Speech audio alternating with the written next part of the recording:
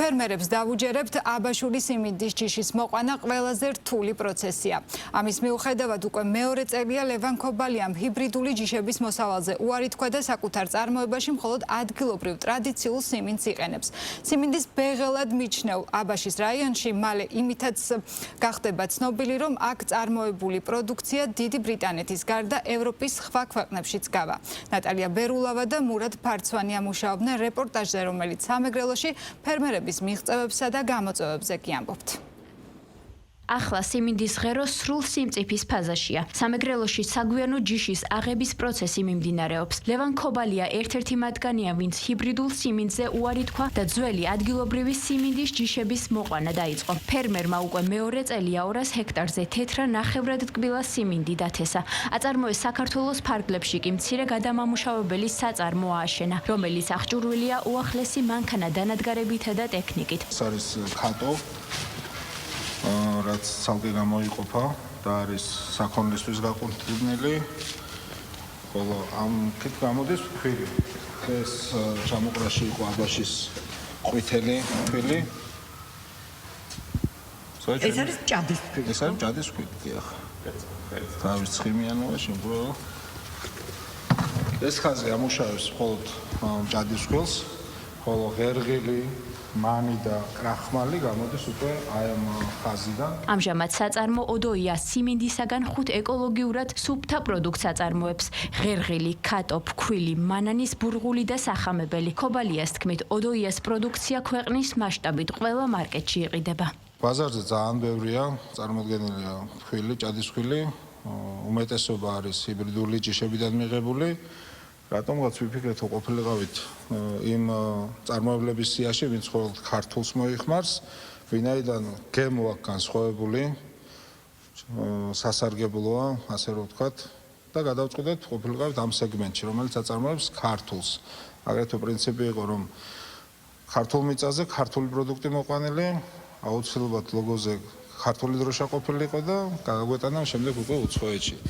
თავარი იყო მიზანი, რომ ქართული გვეწარმოებია და ეს ხარისხიანი გემო განსხვავებული. ისტორია დაიწყო წინა წელს, თებერვალში გაიხსნა ქარხანა და პირველი პროდუქცია ამ წელს თებერვალში გამოუშვით. როგორც გითხარით, 5 პროდუქტს აწარმოებს. ამ ეტაპზე ეს არის, რაც შეუძლია ამ ქარხანას. ინვესტიციასაც შეეხება, აწარმოეთია დაფინანსებული და დაახლოებით 3 მილიონი ლარი გვაქვს დახარჯული ამ წარმოებაში. ფერმერების თქმით, აბაშური სიმინდის ჯიშის მოყვანა ყველაზე რთული პროცესია. მას ბუნებრივი პირობებიც უშლის ხელს და ხშირად მოსავლის ნაწილი მიწაზე რჩება. სიმინდის აღება კომბაინით ვერ ხერხდება, ამიტომ ადგილობრივები იძულებული არიან მუშახელი დაიქირაონ. მიუხედავად იმისა, რომ დღიური ანაზღაურება 80-დან 100 ლარამდე აღწევს, ყანაში მუშაობის მსურველი ბევრი არ არის. ოდოიაში 80-მდე ადგილობრივია დასაქმებული, რაც მოსავლის დროულად აღებისთვის არასაკმარისია. დათესილი გვაქვს ახლა ამ სეზონს დათესილი გვაქვს სადღაც 200 ჰექტარზე. ძირითადად ხდება მუშახელით, ხედავთ თქვენ მუშახელით ხდება ამის აღება, ხელით ამუშავებთ თავიდან ბოლომდე. რა ვიცი, წელს ახლა როგორც გითხრათ, მოსავალი ჩაშენთან შედარებით თითქმის ნახევარია, მაგრამ მაინც არ ვართ უკმაყოფილო, ბუნებრივი პირობებიდან გამომდინარე. რა ვიცი, ვცდილობთ, რომ მაქსიმალურად ჯანსაღი საკვები მოვუპოვოთ.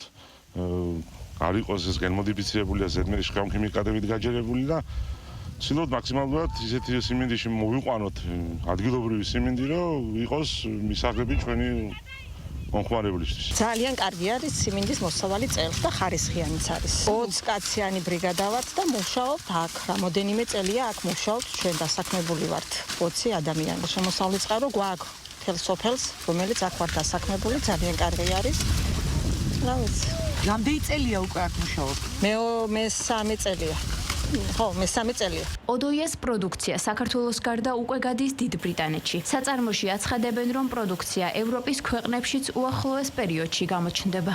80% საქართველოს ქსელურ მაღაზიებში შესული ვართ, არის მოთხოვნა უცხოეთიდანაც, კერძოდ ამ ეტაპზე ლონდონი, არის სხვა შემოთავაზებები ექსპორტზე გატანაზე და ვმუშაობთ ამ თემაზე.